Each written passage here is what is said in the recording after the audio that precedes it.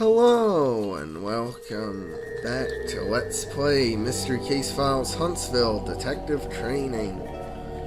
In this episode, we're gonna find Stain's secret hideout.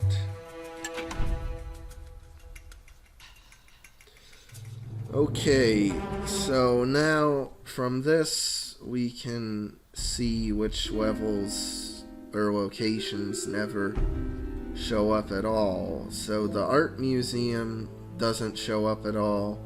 Ty's clock shop doesn't show up at all. Pete's pawn shop doesn't show up. The pet fish store, the pet store, and the reptile house never show up. Why did they not remove them from the map? I don't know.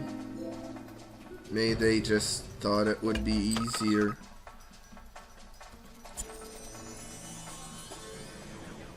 Because I guess they were willing to put in work to change some things about the levels and cut some of them out. But changing the map by like rearranging those things or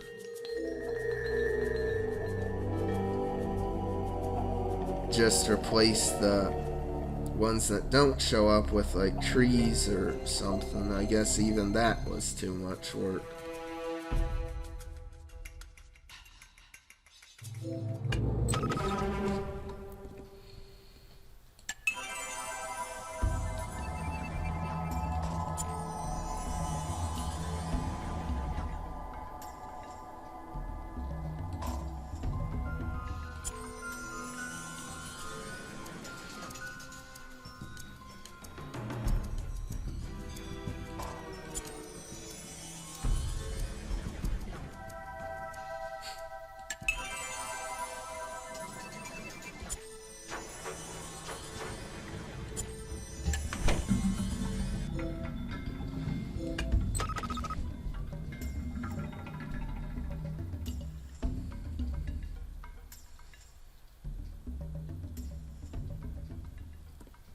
So this means that Al's Music Emporium only shows up once. That's really interesting because in normal Huntsville, the only location to show up once was the big boss's hideout.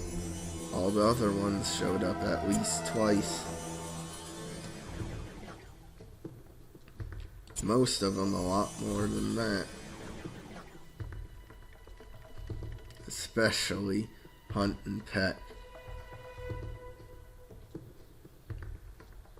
It's really telling just how much Hunt and Peck was in the normal game that even cutting out half the levels, still it shows up quite a bit.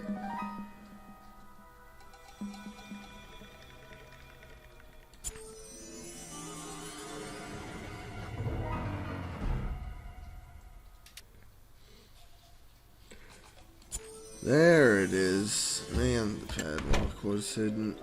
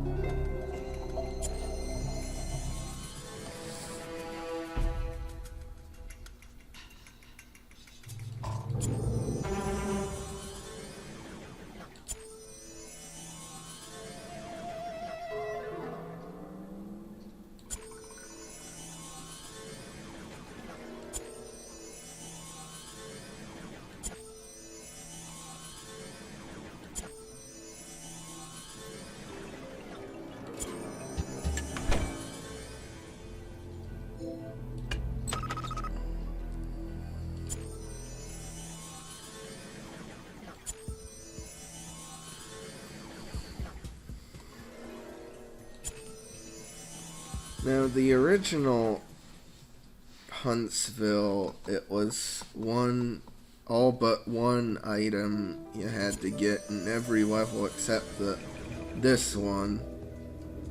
Like finding the secret hideout, which I think in the original was all but 4 items you had to get then. So let's just see what it is here.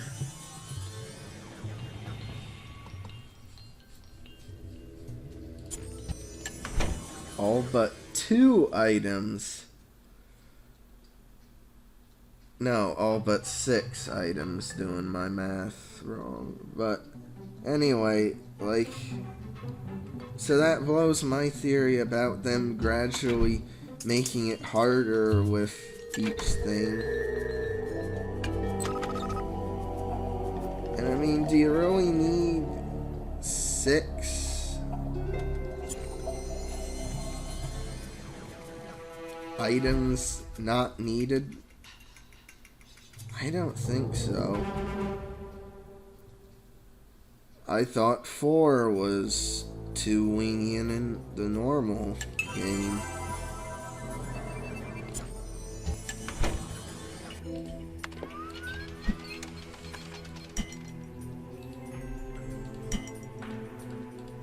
And now, like, another, like, I guess earlier thing was this one version of the map, which has Hunt and Peck here instead of the Captain's Inn.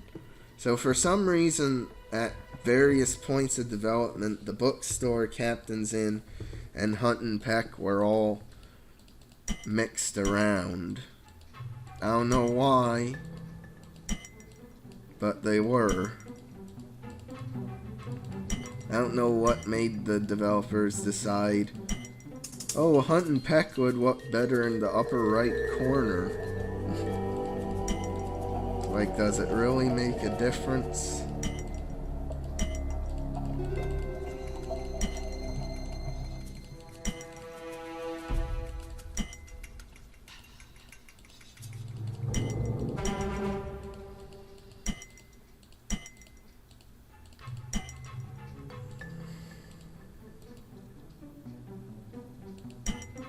Oh, yeah.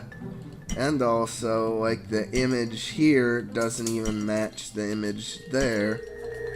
Because here it says Rudy's Barber Shop.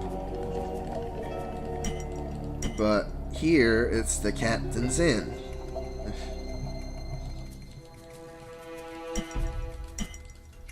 I guess they must have, like, designed the screenshot for here and the screenshot for this image, like, on different days after they had already rearranged most of,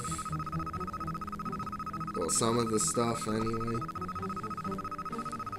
I don't know why you wouldn't just take 2 screenshots at the same time.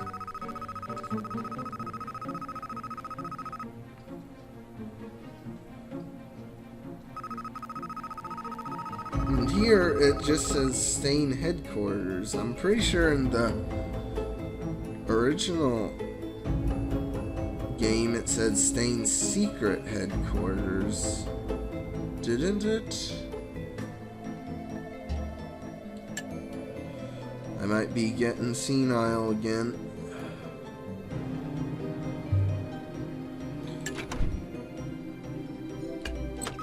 And now here you need to find all 8 items. And you only get 4 minutes like the normal game.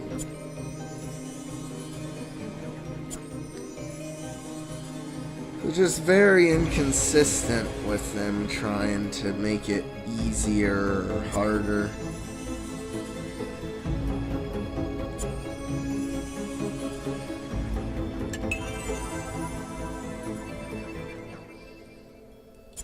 I don't think on that bomb they needed to put WMD on it. I think it was pretty obvious what it was.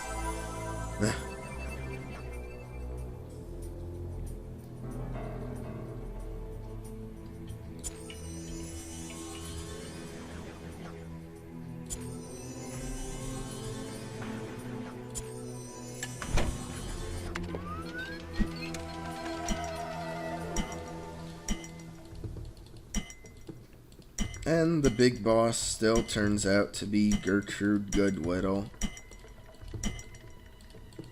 I guess they just thought it'd be funny for a grandma to be the leader of a whole crime syndicate.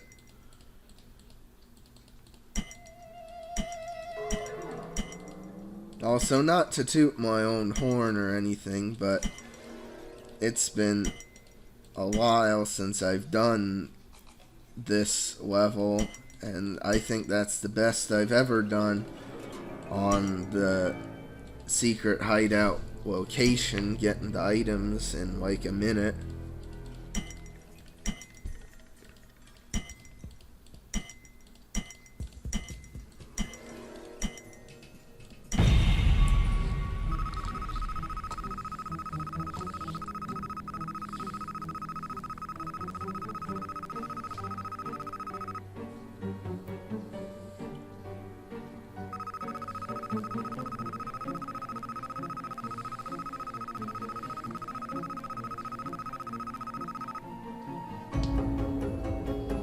Get it, Puppet Master, and there's puppets of the henchmen.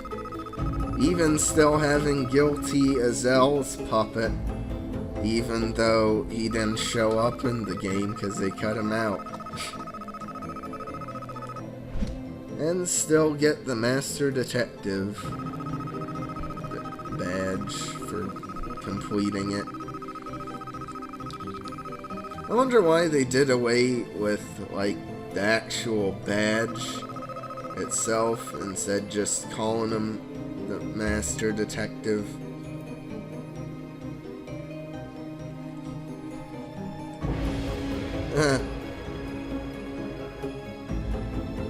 There was more people here, I'm pretty sure, in the original Huntsville, and they also, I'm pretty sure this is the Gravedigger guy, so they just covered him up with the Master Detective badge. That's funny.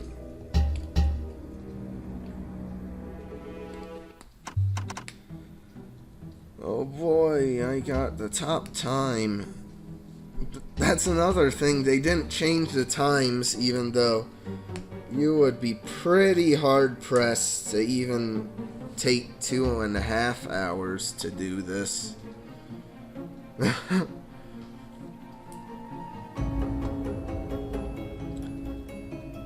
Anyway,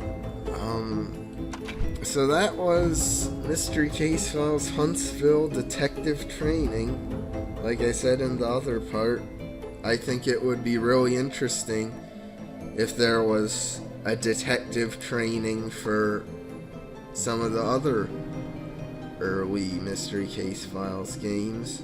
One might say the mystery case file is, are there any games? And it's a real file.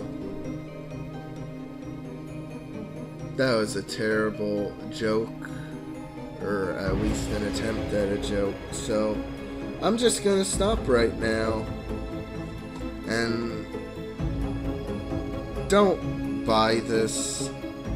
I mean, it's interesting, but you're wasting your money getting it. Just buy Huntsville. And also, I noticed this image was just made from inverting the colors on the Crime Computer logo and changing the text around. So, anyway, like and subscribe if you want. I'll see you in the next series, which I think is a non-commentary playthrough of 13th Skull, though I might put this in some other spot, in which case that's either a teaser or old news. Bye.